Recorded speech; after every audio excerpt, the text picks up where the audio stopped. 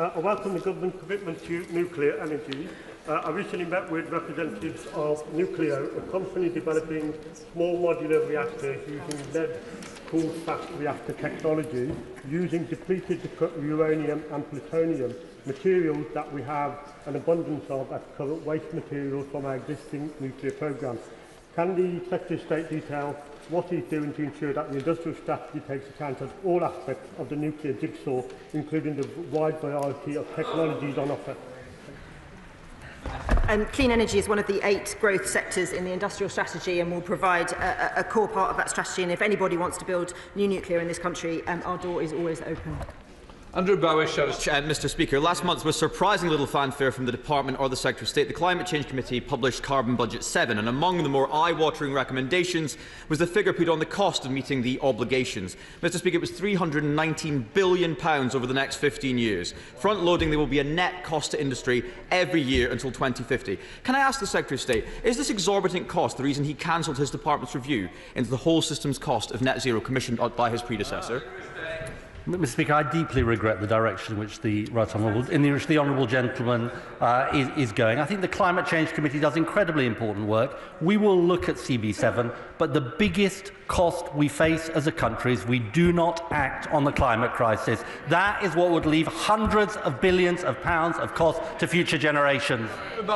Thank you very much, Mr. Speaker. Mr. Speaker, he might be content with signing our energy sovereignty over to the People's Republic of China. He might be happy with his government's arbitrary targets and bans pushing bills up, leaving us more reliant on imports and costing jobs. But we think it's time for a new approach. As the Leader of the Opposition said this morning, one focused on security and cost to the consumer and not on pie-in-the-sky targets with no plan to reach them. So will he recommission the review into the whole system's cost? And if not, what is he trying to hide?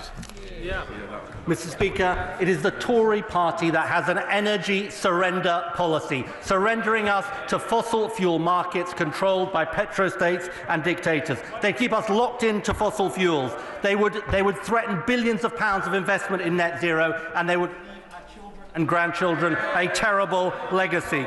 That is the Conservative Party in 2025. Anti-jobs, anti-growth, anti-business, anti-future generations. Thank you, Mr. Speaker. Can I welcome the plans brought forward last week to provide money off for people living near new energy infrastructure? Does the Minister agree with me that this is yet another thing that the party opposite promised but never had the ability to deliver? Well, my honourable friend is absolutely right to say that we've moved forward on delivering that if people host important infrastructure in their constituencies, they should benefit from it. The party opposite consulted on this, like so many things they talked about and talked about and talked about, but failed to deliver in 14 years. We're moving on with delivering it. Democrat spokesperson Edwin Brown. Thank you, Mr. Speaker. In their recent advice for the 7th Carbon Budget, the Climate Change Committee highlighted the urgency of ensuring cheaper electricity so households can transition away from gas heating. When will the government act to improve energy security and reduce costs for households who are seeking to adopt low-carbon heating by reforming policy costs on energy bills?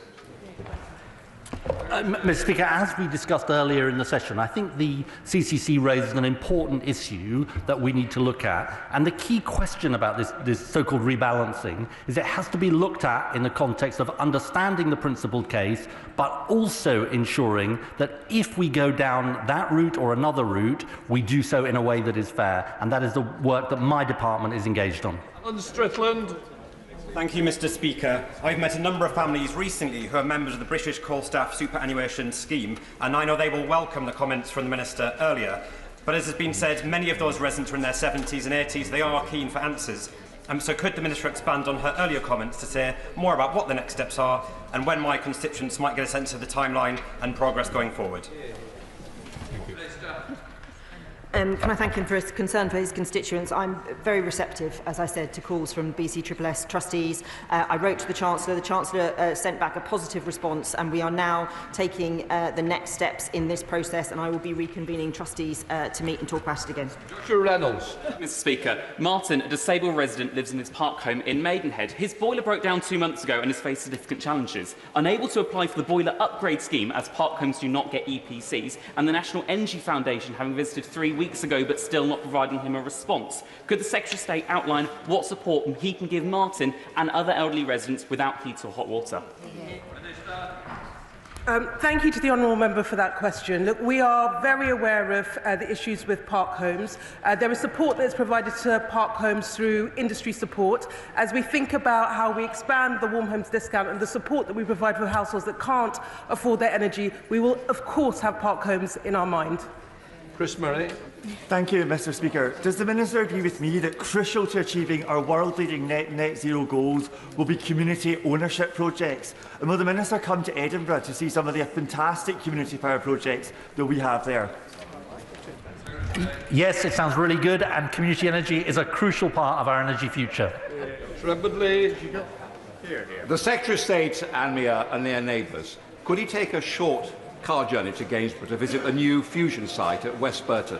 This is probably the most exciting development in green energy we've ever had in this country, creating unlimited jobs, unlimited green energy. Will he join me in Gainsborough?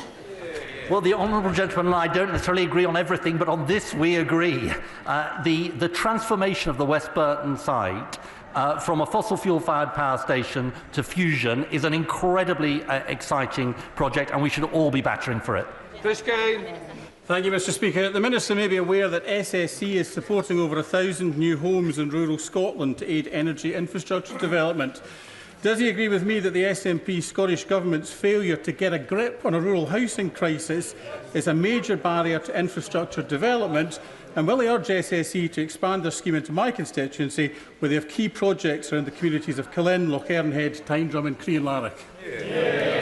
Well, I thank my honourable friend for the question, and he underlines just how important it is, not just for delivering on energy projects, but the wider economic benefits that come from building infrastructure, the kind of infrastructure that the party opposite now opposes. But he's right to say that in order to deliver these projects, we also need to see investment in rural communities by the Scottish Government, and will continue to press them on those issues.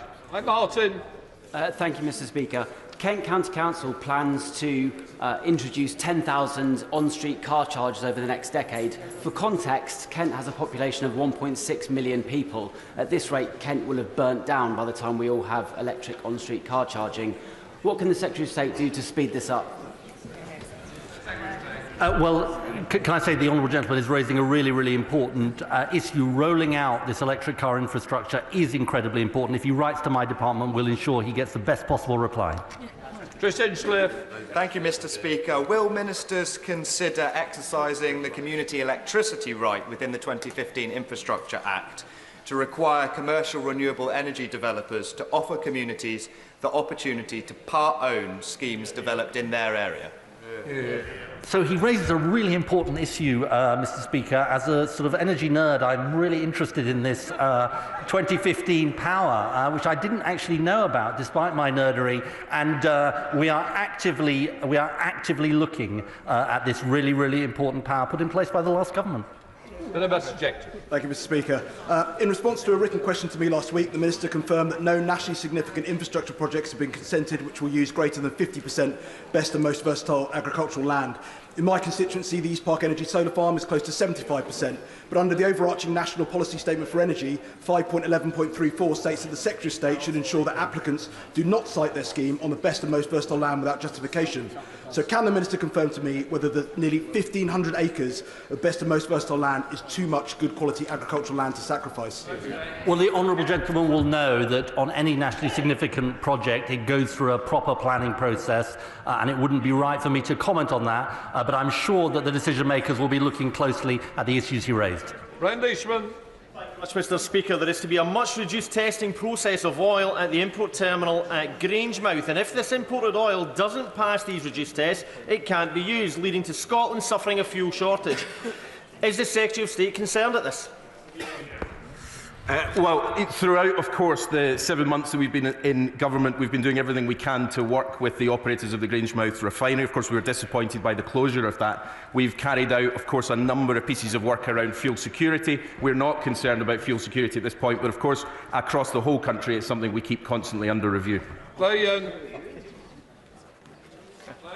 you, Mr Speaker. While the League of the Opposition thinks achieving net zero is impossible without, quote, bankrupting us, for communities like Severn Beach in my constituency, investment in low-carbon energy could create valuable skilled jobs. What steps will the government take to ensure that the area around the River Severn gets the investment it needs to realise its potential? The Honourable Lady is absolutely right. The opposition is off to the wacky races, frankly. Mr. Speaker, when it comes to net zero, we on this side know, and this government knows the truth, that net zero is the economic opportunity of the 21st century, and under this government we will seize it. CCUS is a central plank of the Humber 2030 vision. Has the Secretary of State got any plans to meet with the Humber Energy Board, and if not, would he join me in doing so? I talk on every day to the Honourable Lady about her constituency, and I'm very happy to meet with whoever she wants me to, because we think this is incredibly important. The opportunities for her area and the Humber are great if we can harness the talents of the people she's got in her constituency. Adrian Ramsey. Thank you, Mr. Speaker. Requiring developers to include solar panels in all new homes and buildings would be extremely popular with the public and help deliver net zero targets. Could the Secretary of State give an update on his discussions with the Secretary of State for Housing, Communities and Local Government on including mandatory solar as part of the Future Homes Standard? The Honourable Gentleman raises an important point, and this is something that we are actively working on in government. Whatever your view on ground-mounted solar, and we on this side think ground-mounted solar has a role, we do need solar panels on rooftops. It is a really important opportunity. While we're about it, maybe the Honourable Gentleman can start supporting our plans on planning and infrastructure so we can build the clean energy infrastructure we need. Jonathan Brash. Mr. Speaker, the Secretary of State will be aware of the ongoing work to deliver new nuclear investment in Hartlepool. Billions of pounds are on the table and jobs and skills for generations to come. Will he meet with me to discuss how we can get this deal over the line? New nuclear is an essential part of our future energy plans, Mr. Speaker, and myself and my ministers are absolutely delighted to meet with the Honourable Gentleman to discuss those plans. Stephen Flynn. Speaker, I welcome the warm words earlier from the Secretary of State in relation to the ACOM project. How confident is he that the Chancellor is listening? Across government, including the Chancellor and the Prime Minister, Mr. Speaker, and I speak as an old lag in these things, we have never had a Prime Minister and a Chancellor so enthusiastic and committed to the net zero agenda and what it can do economically for our country. And so the Honourable Gentleman should definitely take heart from that. Right, final question, Luke Mayor. Thank you, Mr. Speaker. Teesside is seeing thousands of jobs coming on stream in carbon capture and storage, but it seems the new energy policy from the Conservatives would put those jobs at risk. Will the Secretary of State recommit his commitment to this industry, and will he work to establish a Europe-wide CO2 market to bring in investment and jobs to our region? My honourable friend puts it so well, Mr. Speaker. This is the economic opportunity of our time. Our investment in carbon capture and storage shows what is possible. The desperate request for attention by the opposition that we have seen today is anti-business, anti-jobs, anti-growth, anti-investment, and the wrong choice for Britain. We'll now let the front benches change over.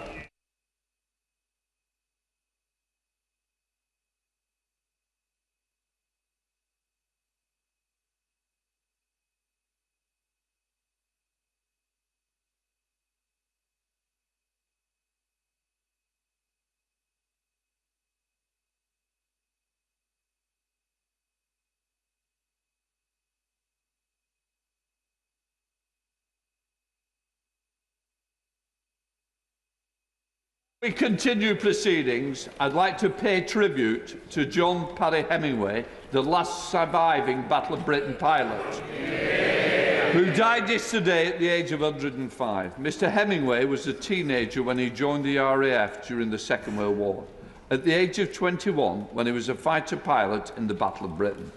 A 3-month air campaign in 1940 to protect the southern part of England and British shipping from large-scale assault by the Luftwaffe. There is no doubt that the courage and overwhelming sense of duty by the RAF pilots, like Mr. Hemingway, helped end the Second World War and allowed us the freedoms we enjoy today.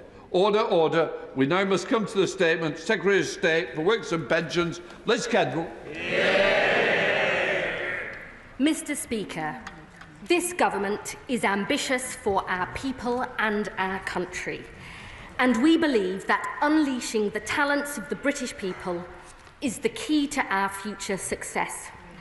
But the social security system we inherited from the Conservatives is failing the very people it is supposed to help and holding our country back. The facts speak for themselves. 1 in 10 people of working age now claiming a sickness or disability benefit. Almost 1 million young people not in education, employment or training. That's 1 in 8 of all our young people. 2.8 million out of work due to long-term sickness.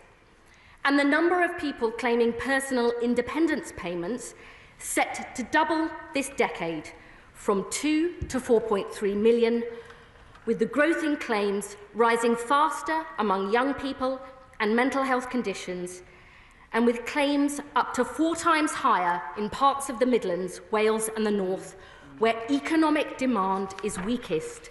Places that were decimated in the 80s and 90s, written off for years by successive Tory governments and never given the chances they deserve. And the consequences of this failure are there for all to see.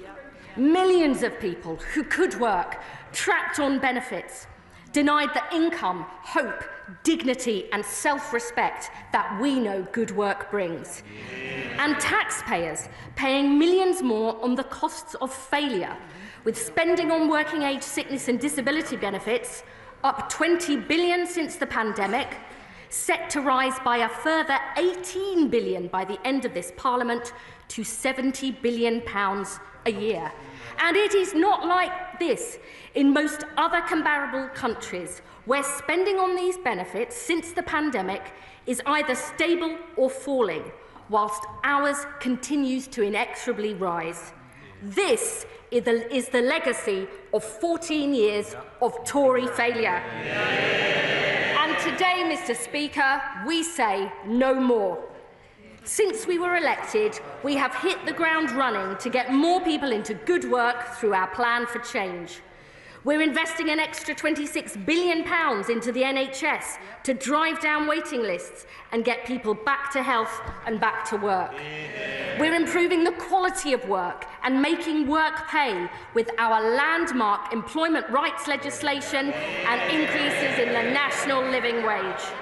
We're creating more good jobs in every part of the country, in clean energy and through our modern industrial strategy. And we are introducing the biggest reforms to employment support in a generation with our £240 million Get Britain Working plan. Today, our Pathways to Work Green Paper sets out decisive action to fix the broken benefits system, creating a more proactive, pro-work system for those who can work, and so we protect it for those who cannot work now and for the long term. Mr. Speaker, I know as a constituency MP for 14 years that there will always be people who can never work because of the severity of their disability or illness. Under this government, the social security system will always be there for people in genuine need. That is a principle we will never compromise on. But disabled people and people with health conditions who can work should have the same rights, choices and chances to work as everybody else. That principle of equality is vital too, because far from what members opposite would have you believe, many sick and disabled people want to work with the right help and support. And unlike the Conservatives, that is what we will deliver. Mr. Speaker, our first aim is to secure a decisive shift towards prevention and early intervention. Almost 4 million people are in work with a work-limiting health condition, and around 300,000 fall out of work every year. So we've got to do far more to help people stay in work and get back to work quickly, because your chances of returning are 5 times higher in the first year. Our plans to give statutory sick pay for 1 million of the lowest paid workers and more rights to flexible working will help keep more people in work. The Workwell programme is trialling new approaches, like GPs referring people to employment advisors instead of signing them off sick. And our Keep Britain Working review, led by former John Lewis boss Sir Charlie Mayfield, will set out what government and employers can do together to create healthier, more inclusive workplaces. So we help more employers opportunities for disabled people, including through measures like reasonable adjustments, alongside our Green Paper consultation on reforming access to work so it is fit for the future. And today, I can announce another step. Our Green Paper will consult on a major reform of contributory benefits, merging contributions-based job seekers allowance and employment support allowance into a new time-limited unemployment insurance paid at a higher rate without having to prove you cannot work in order to get it. So if you have paid into the system, you'll get stronger income protection while we help you get back on track. Our second objective is to restore trust and fairness in the benefits system by fixing the broken assessment process and tackling the perverse incentives that drive people into welfare dependency. Now, members on this side of the House have long argued that the work capability assessment is not fit for purpose. Going through the WCA is complex, time-consuming and often stressful for claimants, especially if they also have to go through the PIP assessment. And more fundamentally, it's based on a binary can-can't work divide, when we know the truth is that many people's physical and mental health conditions fluctuate. The consultation on the Conservatives' discredited WCA proposals was ruled unlawful by the courts. So today I can announce we will not go ahead with their proposals. Instead, we will scrap the WCA in 2028. In future, extra financial support for health conditions in universal credit will be available solely through the PIP assessment. So extra income is based on the impact of someone's health condition or disability, not on their capacity to work, reducing the number of assessments that people have to go through, and a vital step towards de-risking work. And, Mr. Speaker, we will do more by legislating for a right to try, guaranteeing that work in and of itself will never lead to a benefit reassessment, giving people the confidence to take the plunge and try work without the fear this will put their benefits at risk. Mr. Speaker, we will also tackle the perverse financial incentives that the party opposite created, which actively encourage people into welfare dependency. The Tories ran down the value of the Universal Credit Standard Allowance. As a result, the health top-up is now worth double the standard allowance at more than £400 a month. And in 2017, they took away extra financial help for the group of people who could prepare for work. So we're left with a binary assessment of can or can't work and a clear financial incentive to define yourself as incapable of work, something the OBR, IFS and others say is a likely factor driving people onto incapacity benefits. Today, we tackle this problem head-on. We will legislate to rebalance the payments in universal credit from April next year, holding the value of the health top-up fixed in cash terms for existing claimants and reducing it for new claimants, with an additional premium for people with severe lifelong conditions that mean that they will never work, to give them the financial security they deserve. And alongside this, Mr. Speaker, we will bring in a permanent, above-inflation rise to the standard allowance in universal credit for the first time ever. A £775 annual increase in cash terms by 2029-30, and a decisive step to tackle the perverse incentives in the system. We will also fix the failing system of reassessments. The Conservatives failed to switch reassessments back on after the pandemic. So they're down by more than 2/3, with face-to-face assessments going from 7 in 10 to only 1 in 10. We will turn these reassessments back on at scale and shift the focus back to doing more face-to-face. And we will ensure they are recorded as standard to give confidence to claimants and taxpayers that they're being done properly. And, Mr. Speaker, I can also announce for people on universal credit with the most severe disabilities and health conditions that will never improve, we want to ensure that they are never reassessed to give them the confidence and dignity they deserve. And we will fundamentally overhaul the DWP's safeguarding approach to make sure all our processes and training are of the highest quality so we protect and support the most vulnerable people. Mr. Speaker, alongside these changes, we will also reform disability benefits so they focus support on those in greatest need and to ensure the social security system lasts for the long term into the future. Social and demographic change means more people are now living with a disability.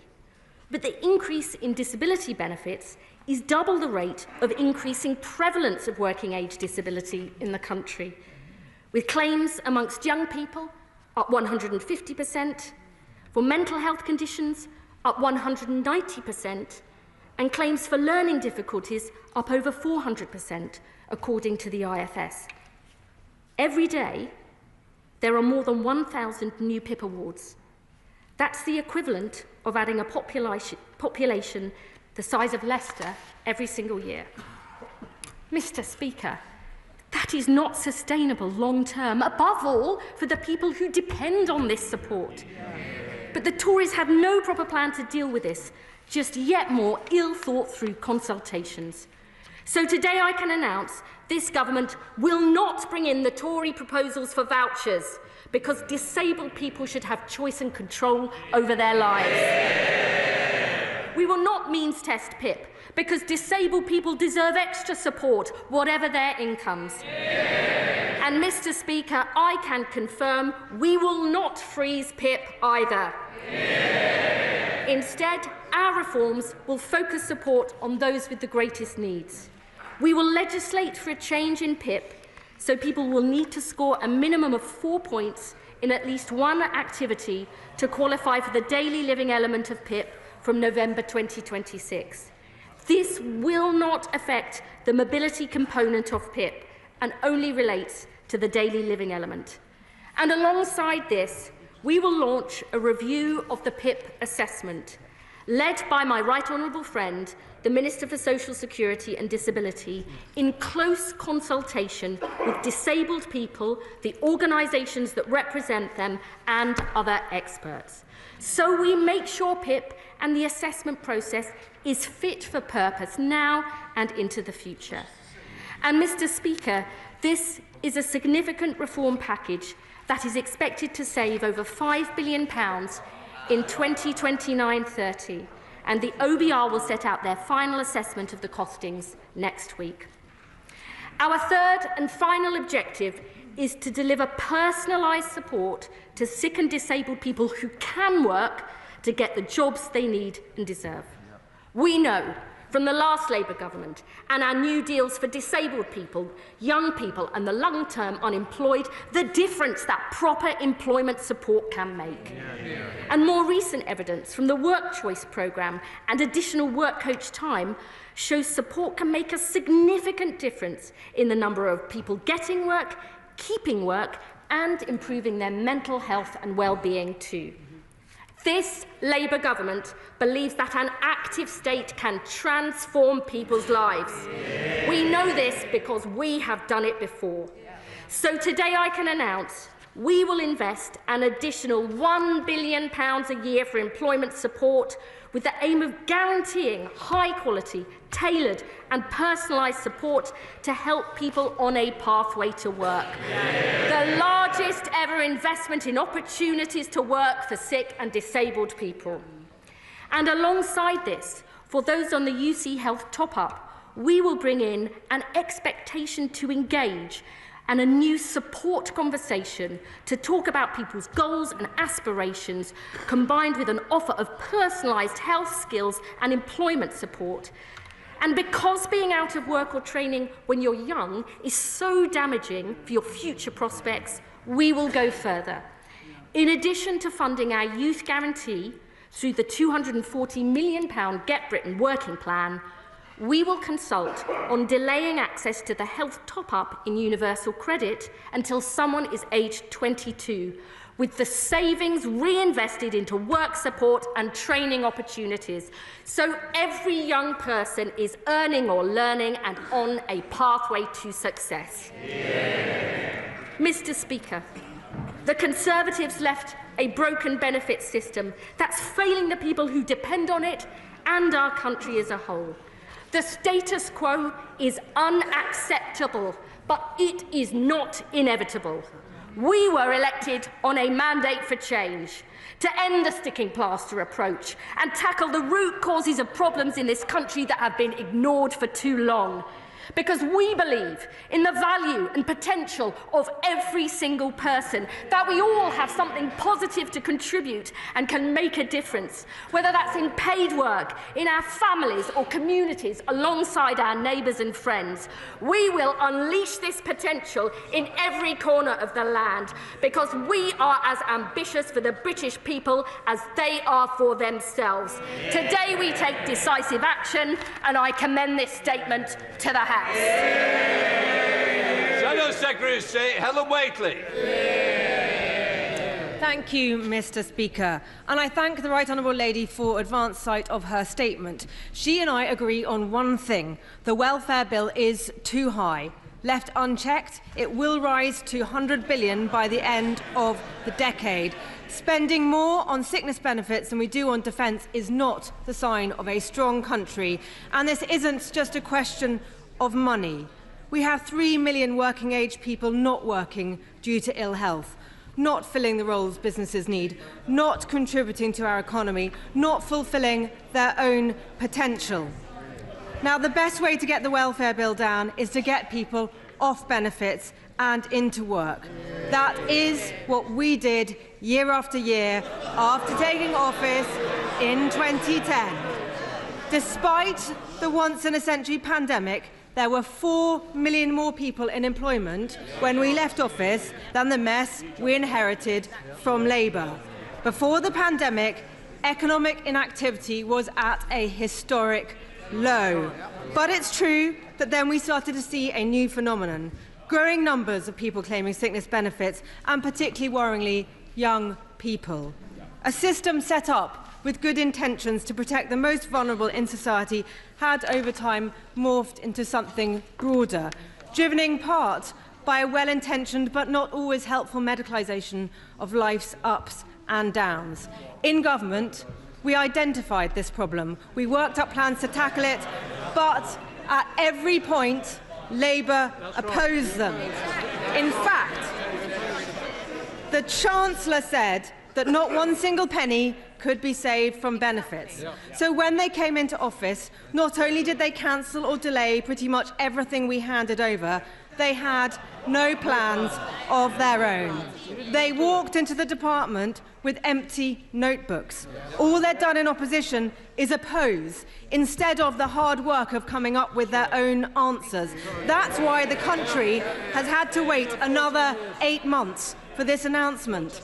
And in that time, taxpayers have shelled out $7 billion in extra sickness benefits. Nearly 500,000 people have been signed off sick. In fact, 60 people were signed onto sickness benefits while the Right Honourable Lady was talking. Nonetheless, I have been looking forward to hearing what she would announce today, and which of the many things briefed out to the media her spinning policy wheel would eventually land on. Governing is hard. We know that. In the last few weeks, they have made it look really hard. But nothing compared to how hard life can be for a severely disabled person. Somebody for whom getting up, getting dressed, getting breakfast, things most of us here found easy to do this morning, they find hard, if not impossible. For some people, the last few weeks has been deeply frightening. They will be glad for the uncertainty to finally be at an end.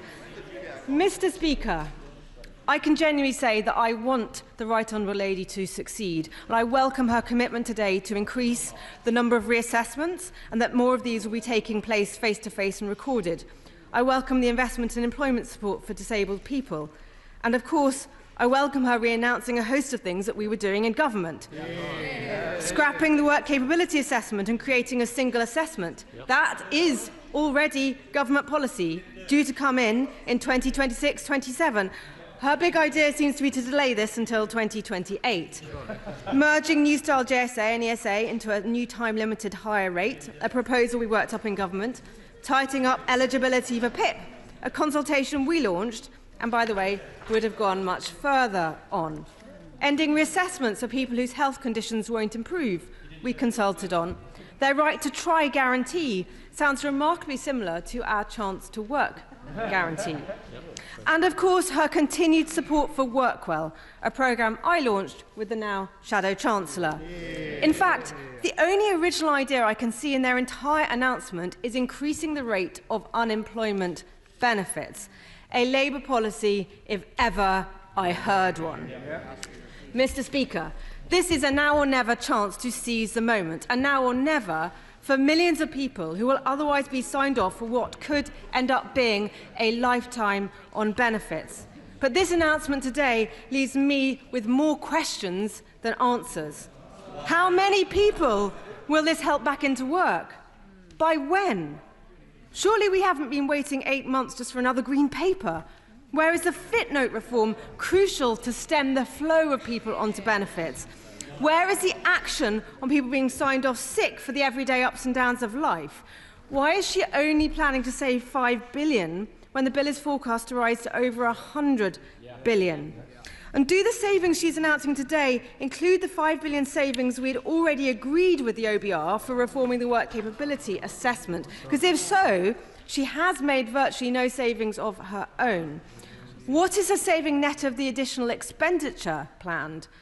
Fundamentally, this is too little, too late. The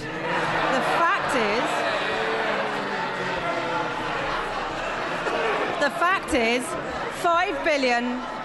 The fact is, $5 billion just doesn't cut it with a bill so big going up so fast. She needed to be tougher. She should be saying, no more hard-working taxpayers funding the family next door not to work.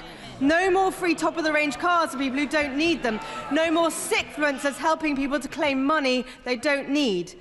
And now, before the Right Honourable Lady puts on her angry voice and leans across the dispatch box to shout at me about 14 years, can I gently say to her that everybody in this chamber and around the country knows that we lost and they won, and now her job is to govern, and it is my job to hold her to account. Our country needs everybody who can work to work. This principle should be at the heart of our welfare system. It is good for the taxpayer, good for the economy, good for the individual and their family who benefit from the security, dignity and purpose that work brings. And it means that those who genuinely cannot work get the support they deserve. But the fact is, fewer people work under Labour. It's happened every time they've been in office, and it's already happening now. They should have taken their time in opposition to come up with some meaningful reforms. They didn't, and the country is already paying the price. Secretary of State. Thank you, Mr. Speaker. I mean, I personally like the Honourable Lady a great deal, but her entire response seemed to be railing against her own party's failings and lamenting action her party itself failed to take. Too little, too late, it indeed will be the epitaph of the Conservative Party. One thing I do agree with is that this is a now or never moment, and I'm proud that this government is taking it, taking decisive action, ducking the challenges that have been ignored for too long. And also, I would say, Mr. Speaker, I'm not interested in being tough. This is about real people with real lives, and we have to be careful how we talk about this. I'm interested in taking the right steps to actually change the system, to transform people's lives, and crucially, to ensure that we have a social security system that lasts in future. 1 in 3 of us will have a health condition in our lifetimes. 1 in 4 of us is disabled. And unless we as a country in the welfare state, the world of work and all of our public service wake up to that fact, That welfare state that the Labour Party created will not be there for future generations. That is what we are determined to secure. This is a substantial package of measures that will save around £5 billion by 29-30. We will have to wait till the OBR comes up with its final costings on all of this at the spring statement. But I would just leave honourable members with this. The former Chancellor George Osborne said a decade ago, governments let unemployed people get parked on disability benefits and told they would never work again. Why?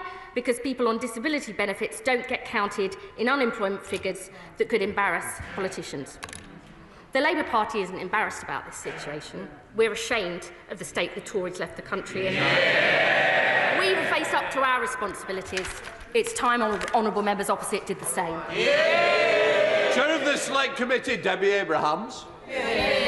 Thank you so much, Mr. Speaker, and I thank my right honourable friend for her statement.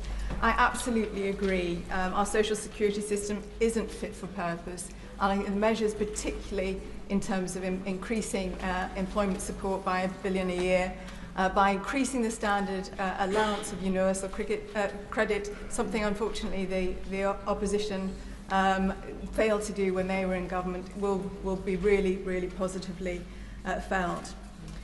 I also appreciate the difficult financial circumstances we face ourselves, and in spite of the £5 billion being said by the party opposite to be a huge figure, it's actually the largest cut in social security support since 2015.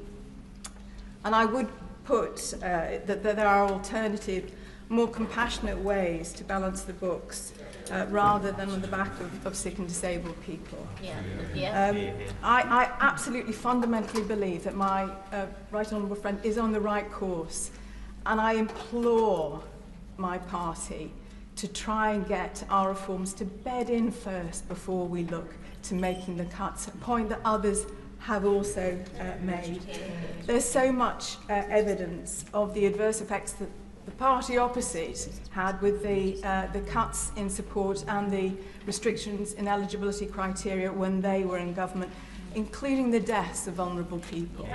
And we can't have a repeat of that. So I would be grateful if my honourable friend could, as a matter of urgency, publish the analysis that they've had on the impacts, particularly on mental health impacts, and also to give an outline of when we are expected to respond. Thank you. I really thank my honourable friend for her response. Let me say straight off, we will be publishing the equality impact analysis and the poverty analysis alongside the spring statement. I know that she is a lifelong champion for sick and disabled people and has rightly raised concerns, including through the Select Committee, on vital issues like safeguarding, and I look forward to receiving the Select Committee's report on that to learn from the evidence they've received. I would just say that although this package is a substantial package with those estimated savings, spending on working age, sickness and disability benefits will continue to rise over this Parliament. The last forecast was that it would continue to rise by £18 billion. It is not a cut, as the Honourable Lady has said. These are really important issues. We need to work to get this right, to make sure the proper support is in place for people, and I really do genuinely look forward to working with the Select Committee to get all these proposals right. Steve Darling, the Liberal Democrat spokesperson. Thank you, Mr. Speaker, and I would first of all like to start by thanking the Secretary of State for sharing her statement in advance. That was extremely welcome. Liberal Democrats want to see more people in work, including those with disabilities. Sadly, the significant blocker for those people getting into work is the appalling state of our health and social care system left behind by the Tories to my right in more ways than one. And we desperately need the new Labour government to drive forward with reforms that actually see an investment in our health service to improve it.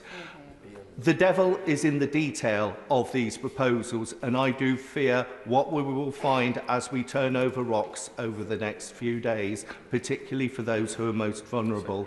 The Minister has described the system as a broken system, and so, therefore, I would like to ask the Minister, how are you driving... Sorry, Chair. How is the Minister driving significant change through this? I fear that this is just tinkering around the edges where we need to see real culture change within the DWP. And also, Mr. Chair, investment in our NHS is absolutely more essential. I actually agree with the honourable gentleman. We do need extra investment in the NHS and to overhaul the culture of the DWP, and that is precisely what we are doing. We are investing an additional £26 billion into the NHS, an extra £172 million into the Disabled Facilities Grant to help disabled people live independently, £3.7 billion into social care, because that's such an important issue. We do need a decisive cultural shift in the DWP. That's why our Get Britain working plans have announced proposals to overhaul job centres. And we've also said today we need to have a fundamental look at our safeguarding approach. And I would also say this, our Pathways to Work employment support programme genuinely is that, because for some people, getting out of the house is an achievement. For others, going along to a community group, maybe doing voluntary action, getting skills, that is what we mean. And we will work closely, not only with the NHS and my right honourable friend and social care, but also voluntary organisations who have such a vital role to help people on a pathway to success. Dave McHillier. Mr. Speaker, and I welcome my right honourable friend's commitment to making sure that no one is on the scrap heap when it comes to working, that everyone will get the support that they need. I note that she's consulting on delaying access to the health top-up in universal credit until someone is aged 22, and would be grateful if she could explain the rationale for that age and what savings she expects to make if that consultation goes forward. Thursday. My right honourable friend raises a really important issue. I would say on that, honourable members, I mean, patience is not my greatest virtue, but honourable members will need to wait until the OBR's full assessment of individual measures and the savings that they make for the spring statement.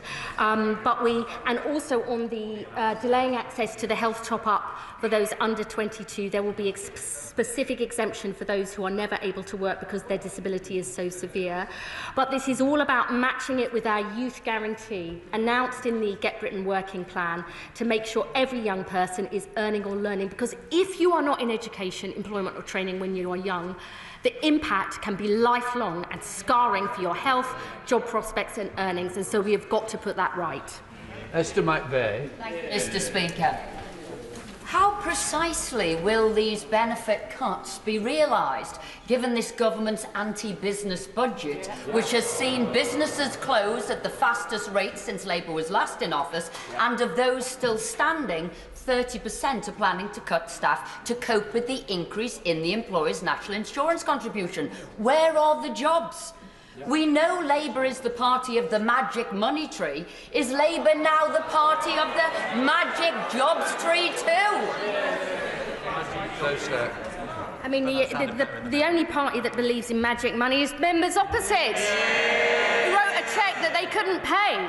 And I would say to the honourable lady, unlike members opposite, we believe good work and good rights at work actually is of benefit to businesses, because the best businesses know it helps retain people and reduce the costs of recruitment. We are overhauling our approach with employers in the DWP, because only 1 in 6 ever uses a job centre to recruit. We want to have a single account manager for all businesses. We're going to make sure our job centres are much more embedded in their local communities, so they have detailed knowledge of individual employers. That is the way that we get Britain working and growing again. Clive Lewis. Thank you, Mr. Speaker. Can I ask the Minister, when they made the decision, to go down this route, did they understand the pain and difficulty that this will cause millions of people, millions of our constituents who are using food banks, who are using social supermarkets, people who are on the brink?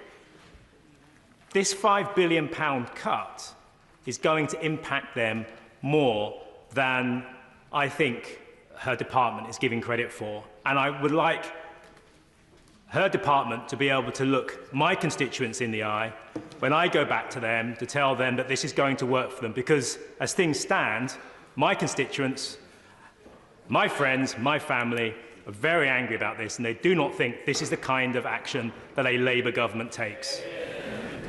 I have great respect for my honourable friend, but maybe just say this to him.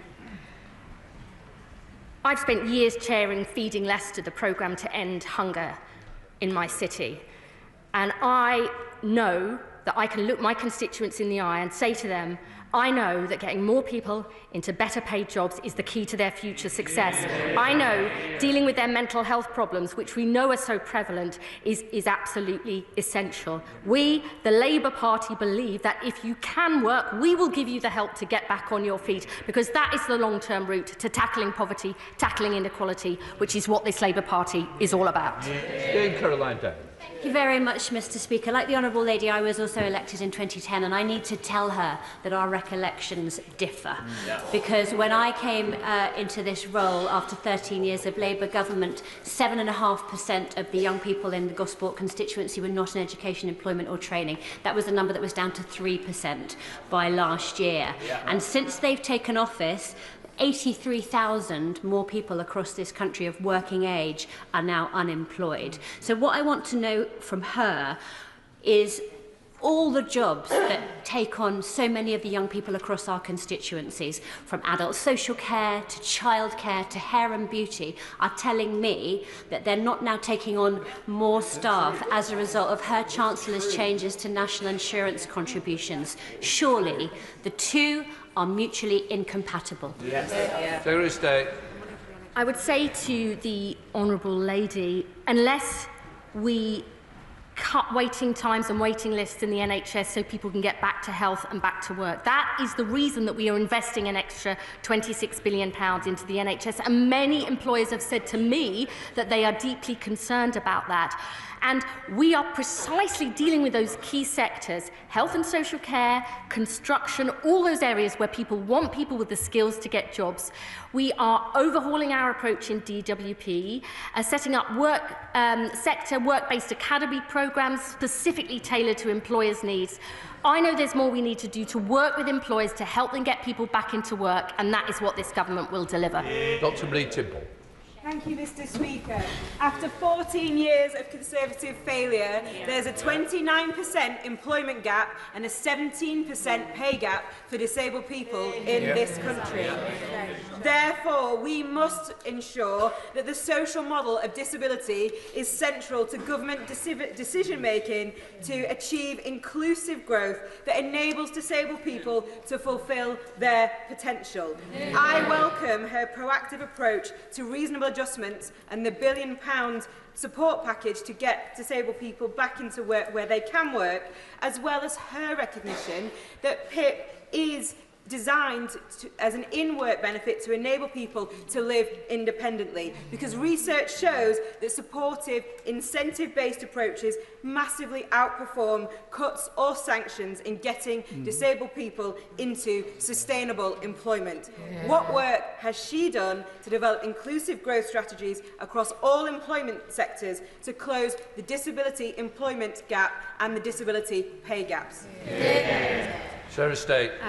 I absolutely agree with my right honourable friend. This is at the heart of our mission here, providing those equal rights and choices for disabled people to work as anybody else. We will be working with disabled people and the organisations that represent them to develop our pathways to work employment support so we get it right, because we won't do that unless we work closely with disabled people. And we are also working right across government. We have disability ministers in every single government department. They are driving this agenda forward, and I know that my right honourable friend will give much valued advice and help to make sure we get it right in every part of this government. John Milne. Thank you, Mr. Speaker.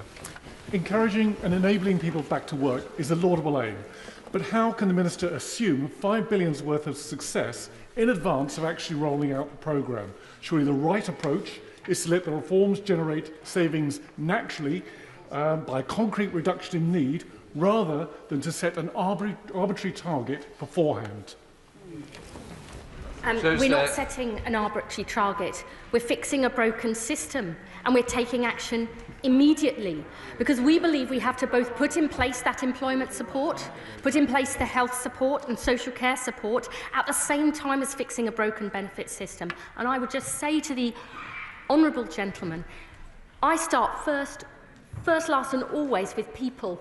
What do we need to do to give people the opportunities they deserve if they can work? What do we need to do to make sure the social security system lasts in future? That is something that we cannot put off any longer, because that is not good enough for the people that we were elected to serve. Joanna Baxter. Thank you, Mr. Speaker. PIP is a devolved benefit known as the Adult Disability Payment in Scotland. Can my right honourable friend assure me that she'll be working with partners, including the Scottish Government, to ensure that disabled people right across the whole of the UK get the support that they need? Absolutely, that is very important for me personally and the government as a whole, because we want people in Scotland to have the same chances and choices to work, if they can do, as everybody else, and to make sure people have proper protections. That is essential for us, and I will continue to work closely with the Scottish Government, not just in my own area, but I know across the board in other government departments too. Mark Pritchard. Speaker. Youth unemployment stood at 642,000 as of the last quarter of 2024, a rise of 136,000 on 2023, and a youth unemployment rate of 14.8%. She mentions earlier in her statement, earn and learn. Does she agree with me that one way of perhaps attracting some people back into work is for her to have discussions with her colleague in the Ministry of Defence, the Defence Secretary? And would she agree with me that getting more young people into His Majesty's Armed Forces, Air Force, Navy, Army, would be a starting place? I absolutely agree with the honourable gentleman. Indeed, before I was appointed to this position in opposition as a constituency MP, I have discussed with my local job centre and the Armed Forces recruitment precisely these issues, because of the really exciting careers and opportunities that are available. I think are really important for young people in my constituency and the one that he represents, and I will certainly be having more conversations with colleagues in the Ministry of Defence to make sure we put this plan into action. Clive Efford. Mr. Speaker, I've heard many people make a moral case for the changes that my right honourable friend has announced today. But does she agree that over the last 20 years, those people with large amounts of wealth have done extremely well, whilst average household incomes have stagnated and the standard of living for the overwhelming majority has gone down?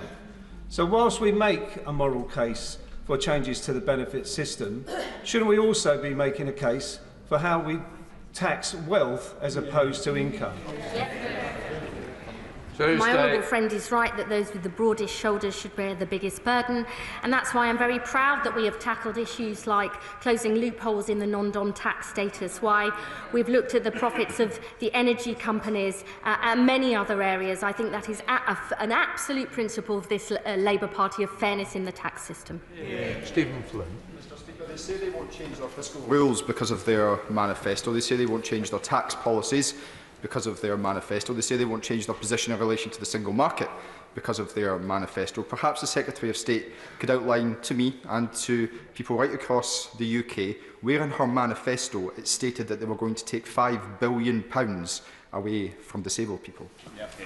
I'm very happy to send a highlighted version of our manifesto to the honourable gentleman, where we said we would reform or replace the WCA. We said we'd make sure we dealt with backlogs in access to work. We said we'd make work pay. We said we'd invest more in the NHS. We said we'd improve employment rights. We said we'd create jobs in every part of the country. I'm very proud we're delivering on it. I just ask the honourable gentleman to take a look at what's happening in Scotland and their record there, because there's probably more they could do. Jill German. Thank you, Mr. Speaker.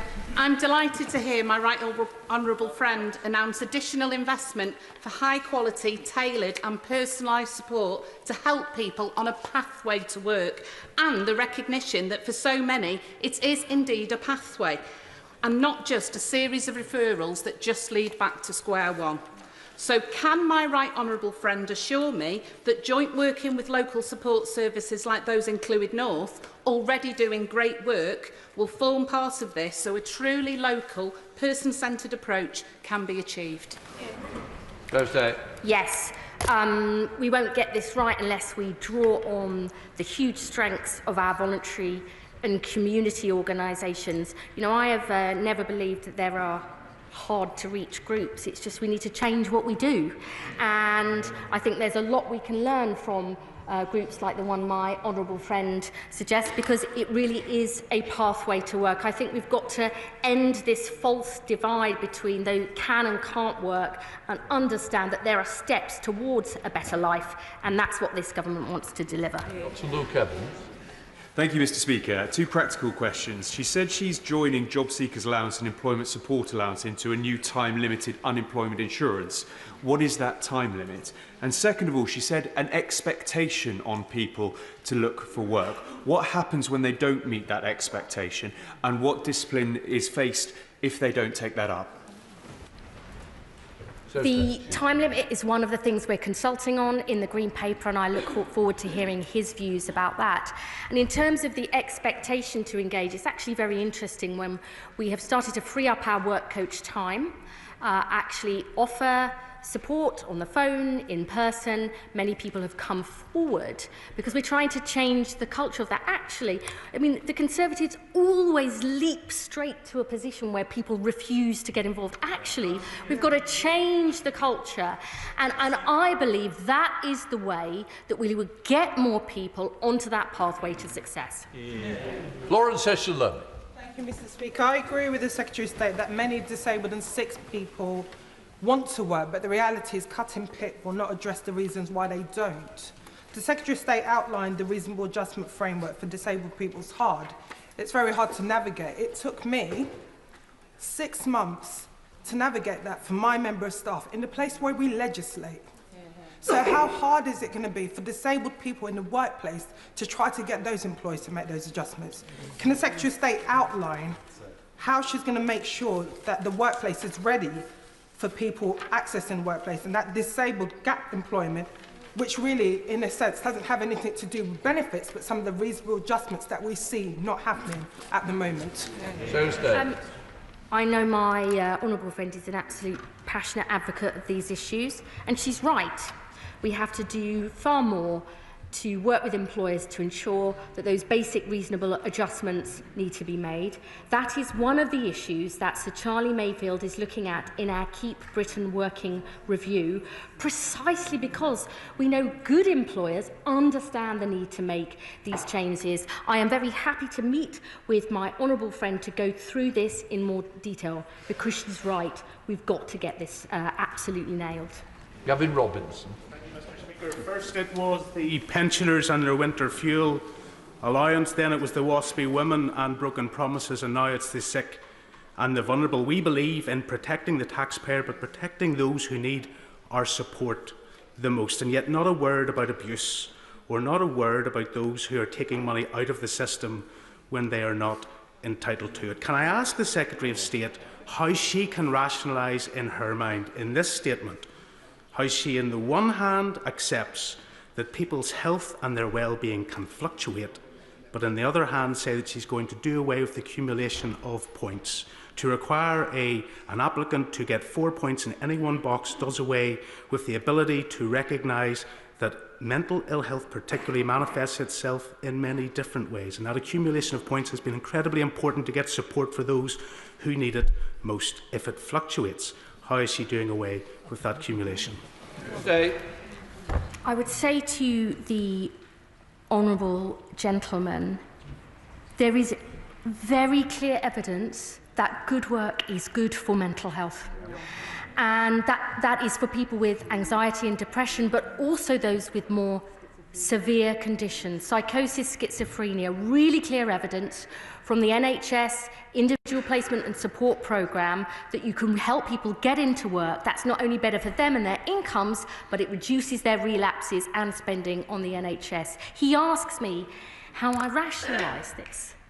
It's because I am not prepared to accept a system that is miserable for people. that traps them in poverty, that denies people the chances and support they deserve. And I am also not prepared to accept an inexorable rise in the cost of spending, much of which is on the cost of failure, precisely because I want to ensure the social security system lasts for the long term. Sarah Owen. Mr. Speaker, I think all of us on this side of the House at least understand the scale of the financial bin fire left by the previous government. But there are those that are worried and are seeking assurances at home. Of the 1 million people potentially losing disability support, what guarantees can my right honourable friend give that those that are unable to feed or toilet themselves will not lose out in personal care? And of the 1 million who can and do want to work, of course we work on that £1 billion extra support. But how is this government going to hold uncooperative employers' feet to the fire in giving disabled people an equal chance of employment and career success? Thursday. I agree with my honourable friend. I know people are worried and concerned. And that is a really important issue. It's why I disagreed with the opposition spokesman saying we need to be tough. I'm not interested in that. This is real people and real lives. And I would say that the changes in PIP are not coming in immediately. They will be from November 2026 for new claimants. Those with severe conditions who will never work will be protected. If people do have a reassessment, it will be done by a fully trained assessor or a healthcare professional based on their individual needs. And in order to ensure there is greater confidence in those assessors and the decisions that are being taken, we will overhaul our safeguarding and training, and we will record those assessments as a standard, because that is absolutely essential. So Desmond Sway. Speaker, because working is so beneficial to mental health, will she require claimants to undertake socially useful work in order to retain their benefits? Sarah State. No. Give them flexibility. There's only a few. Neil Coyle. Neil Coyle. Can I thank the Secretary of State for listening to disabled people and their organisations on ending the needless, wasteful and extremely expensive repeat reassessments for those with progressive conditions. I hope it's being welcomed by those who've campaigned for that for many years. But can I ask if the Green Paper plans will include tackling the disincentives to work for disabled people and others in supported housing that mean working more than 15 hours a week can actually result in financial penalties in a system not just ignored by the party opposite, but put in place by the two parties opposite in coalition when they fumbled the universal credit introduction? Will this government fix those tax allowances to ensure that work always pays, including for disabled people in supported housing?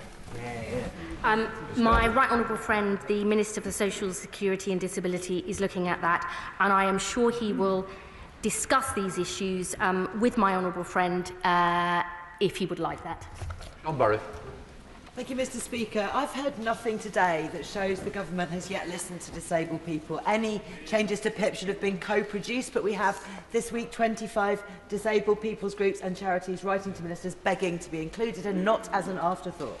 Can the Secretary of State explain why disabled people are feeling so disregarded and scapegoated, and why impoverishing them to the tune of £5 billion is a higher priority than a simple wealth tax? Here, here. So State. I mean, I think many disabled people did feel disregarded and ignored under the Conservative government.